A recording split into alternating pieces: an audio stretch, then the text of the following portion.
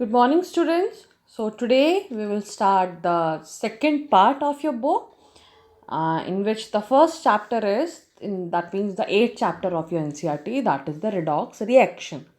Okay, in this chapter, children, we have to study the basic type of reaction which undergoes the oxidation, reduction, and some common examples of that, and how can we calculate the oxidation number.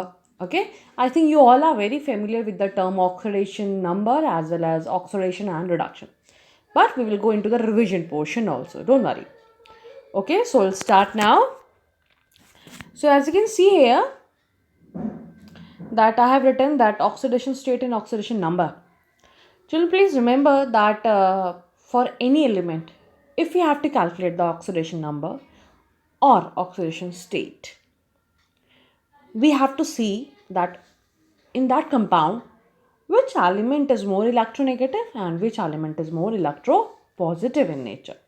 Okay, for example, in HCl, if you can see here, the electronegative is more electronegative, that is E, and I have written that is Cl, and H is less electronegative. So positive charge, that means plus 1 will go to the H and the negative 1 charge go to the Cl. Okay, oxidation state is actually also known as the formal charge on an atom in a species.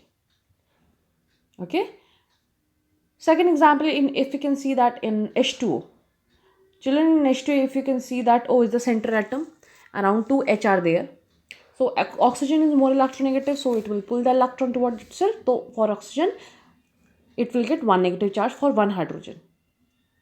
Okay, O से दो H जुड़े होते हैं, तो एक अगर H में एक पॉजिटिव है तो O पे एक नेगेटिव, फिर इस H पे एक पॉजिटिव तो O पे एक negative. Okay, that means we can see here, we can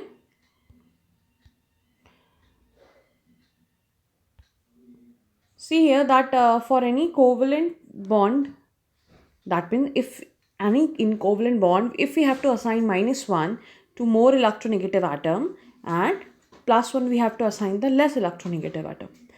Okay, and this is the trend also of the element, that is fluorine the most electronegative, then oxygen, then nitrogen and chlorine are the almost electronegative, then bromine, iodine, sulfur, carbon, like this. These are the electronegativity trend.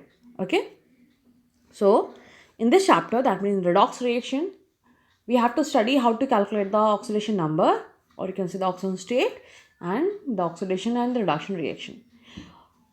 ये जो chapter है redox reaction, इसका मतलब ही ये होता है. Redox reaction actually वो reactions होती हैं जिन रिएक्शंस में ऑक्सीडेशन हो या रिडक्शन हो.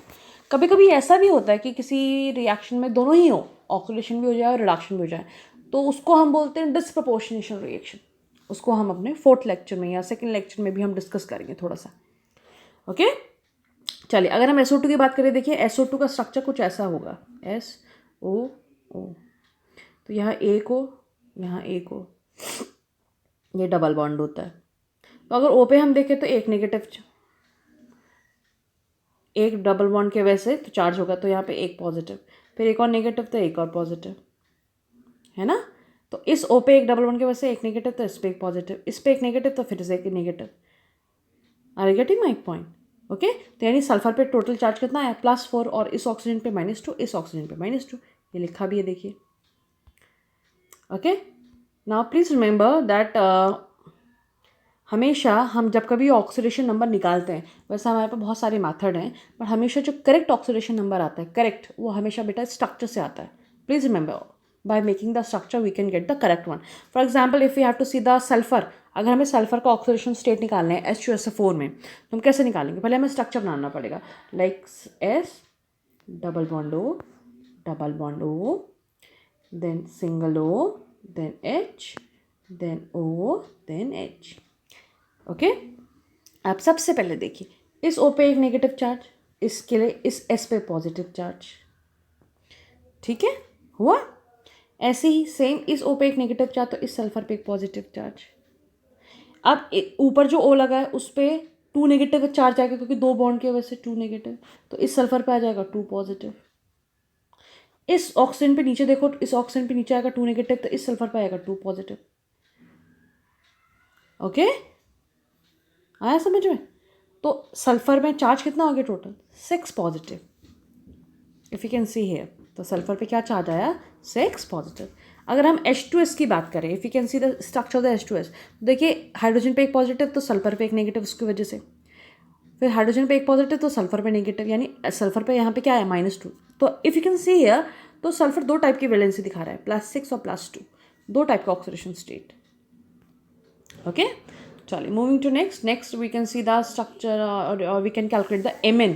मैंगनीज का निकालते हैं अभी KMnO4 में कि क्या होगा। इसके लिए हमें आगे स्ट्रक्चर देखना पड़ेगा इस तरीके से। वैसे तो ऊपर बनाया है ये वाला, if it will be very congested then you can see then Mn, then double bond O and double bond O। Okay, इसके साथ एक सिंगल बॉन्ड O, उससे एक सिंगल एक K। तो इस O पे 2 नेगेटिव चार्ज, तो Mn पे 2 पॉजिटिव चार्ज। इस O पे 2 नेगेटिव चार्ज, इस Mn पे 2 पॉजिटिव चार्ज। इसकी वजह से इस O पे 2 नेगेटिव चार्ज, इस Mn पे 2 पॉजिटिव। अब इस O पे एक नेगेटिव चार्ज होगा क्योंकि यहाँ पे एक ही बॉन्ड से जुड़ा है, दूसरा नेगेटिव तो K की वजह से आएगा, तो उसको हम नहीं देखते फिलहाल। तो इस O पे एक नेगेटिव चार्ज, तो इस Mn पे एक पॉजिटिव चार्ज, इसकी वजह से तो कितने हुए Mn पे charge total? 7 positive. Can you see here, है ना? अगर टोटल में निकालना तो इस O पे देखो एक और नेगेटिव चार्ज आएगा क्योंकि इस K की वजह से पॉजिटिव आएगा। सो लाइक दिस, यानी जब स्ट्रक्चर करेक्ट हो तो हम इजीली हम उसका मेकआउट कर सकते हैं। ऐसे ही सेम हमने बनाया है P phosphorus in H3PO4, H3PO3 and H3PO2। First of all you make the structure, और यही अंदाज़ा लगाइए O में होगा डबल बॉन्ड तो -2 हो जाएगा उस पर, तो उसके रिस्पेक्टिव जो सेंटर एटम होगा उस पर +2, इसी तरीके से जाते रहेगा।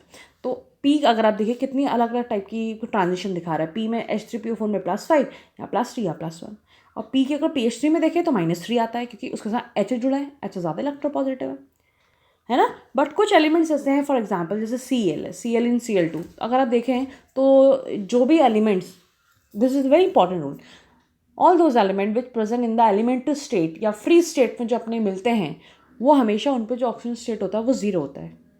जैसे Cl2 में जो Cl होगा उस पर 0 0, N2 जो होगा, हमें नाइट्रोजन गैस नेचर में ऐसे ही मिलती है, तो N पे चार्ज क्या होगा? 0 0। ऑक्सीजन पे चार्ज होगा 0, फॉस्फोरस के P4 में चार्ज होगा 0। ओके, जो नेचुरली अकरिंग फ्री स्टेट हैं उनमें हमेशा चार्ज 0 होगा। फॉर एग्जाम्पल H2 में 0, O2 में 0, N2 में 0, लाइक दिस। ओके, चलिए अभी that means we can say that most ordinary state elements की, यानी जो अपने मोस्ट ऑर्डिनरी स्टेट में हैं, जैसे ऑक्सीजन है वो गैस फॉर्म में मिलता है, तो O2 में जो होगा हर एक O पे ऑक्सीजन स्टेट 0 होगा। ओके, चलिए अभी NO2 पे निकालते हैं। NO2 के N पे हमें निकालना है, तो आप स्ट्रक्चर बनाइए कुछ ऐसा।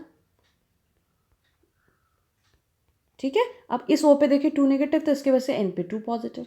इस O पे 2 नेगेटिव चार्ज आएगा तो N पे 2 पॉजिटिव, तो टोटल कितना आया? +4। दिखा, सेम एज इट इज़ आप स्ट्रक्चर बनाते जाइए and you can relate your answer. C in CO2 निकालना है और CCl4 में कार्बन निकालना है, NH3 में N का निकालना है। ठीक, ऐसे एक स्ट्रक्चर है S इन Na2S4O6। बहुत इंपॉर्टेंट क्वेश्चन है एक्चुअली, Na2S4O6, या Na2 की जगह H2 भी आ सकता है, ये इसका रिस्पेक्टिव एसिड है। ठीक है, तो आप स्ट्रक्चर बनाइए। स्ट्रक्चर मैंने आपको बना रखा देखिए यहाँ पे, तो आप इजीली निकाल सकते हैं। बीच में सल्फर है, ऊपर डबल बॉन्ड, नीचे पे double bond, left hand side में एक सिंगल O, फिर H, फिर यहाँ पे single bond S, single bond S, फिर सिंगल बॉन्ड S, ऊपर और नीचे डबल बॉन्ड OO, फिर OH। ठीक है, बाकी सब तो मैं आपको समझ में आ जाएगा, पर आप एक चीज़ देखिए, इस सल्फर से ये जो सल्फर जुड़ा है, इन दोनों की जो सल्फाइड लिंकेज है, इसमें चार्ज 0 0 आएगा। सल्फर का जो सल्फर से लिंकेज है वो 0 0 होगा, क्योंकि इनमें इलेक्ट्रोनेगेटिविटी का डिफरेंस है ही नहीं, सेम एलिमेंट है ना। बाकी की वजह से चार्ज जनरेट होगा। यानी अगर इस सल्फर की बात करें, पहले में तो उस पर +5, दूसरे वाले में 0, फिर 0, फिर +5। ठीक, अब अगर इस कंपाउंड के अगर हम कहेंगे एवरेज ऑक्सीजन स्टेट निकालेंगे तो कितना होगा? टोटल ऑक्सीडेशन स्टेट अपॉन जितने हैं वो 4, तो कितना आएगा? 5.2, यानी approximate 2.5। But average oxidation state नाम का कोई फंडा होता नहीं है, ये तो हम जनरली अपने कन्वीनियंस के लिए निकालते हैं। Please remember this. ओके, किसी का भी ऑक्सीजन स्टेट अगर पॉइंट में आ रहा है यानी वो कुछ उसमें गड़बड़ है, यानी आप ये समझिए उसमें सिंगल बॉन्ड का लिंकेज ज़रूर होगा। चलिए मूविंग टू नेक्स्ट ऐसे ही हमारे पास है Br इन Br3O8। स्ट्रक्चर आपके सामने है, I think you all can make out the structure. Okay, then average अगर इसका निकालें तो 16/3 आ रहा था। फिर नेक्स्ट है children H2O2, that is also very important example. H2O2 में हमें O का निकालना है। तो जब हम इसमें जो स्ट्रक्चर होता है वही ऐसा होता है कि दो O आपस में सिंगल बॉन्ड से होता है, फिर उनसे एक H लिंक होता है। तो इस H में +1 तो इस O में -1, तो इस H में +1 तो इस O में -1, ठीक है। और इन O में आपस में एक दूसरे की वजह से 0 0। ये जो -1 चार्ज आया है, प्लीज़ रिमेंबर, ये हाइड्रोजन के वैसा आया। ये जो नेगेटिव चार्ज आया ये हाइड्रोजन के वैसा है, पर इन पे जो ओरिजिनल चार्ज है O के बीच में भी तो देखेंगे हम, वो 0 0 है। ओके,